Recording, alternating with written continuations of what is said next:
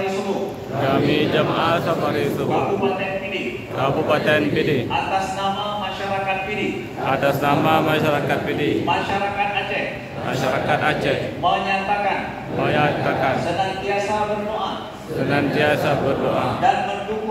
dan mendukung sepenuhnya terlaksana pilkada di Aceh secara damai, adil, amanah dan jujur. Kami mengajak semua untuk selalu menjaga ukhuwah dan persatuan dalam pelaksanaan pilkada ini. Karena ukhuwah adalah kewajiban di dalam Islam. Dan kami menyatakan bahwa kami atas nama masyarakat Pidi,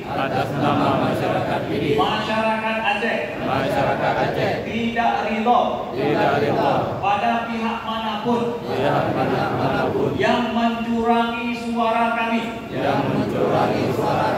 dan kami akan tuntut di sisi Allah di hari kiamat, siapapun yang berusaha atau melindungi upaya kecurangan terhadap suara kami, suara rakyat Pidi, suara rakyat Aceh.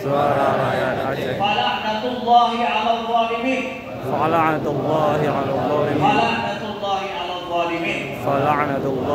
Wabillahi taufik. Sekian, terima kasih kami ucapkan kepada Allah orang-orang terbaik dipilih yang insyaallah menjadi pemimpin ke depan. Silakan untuk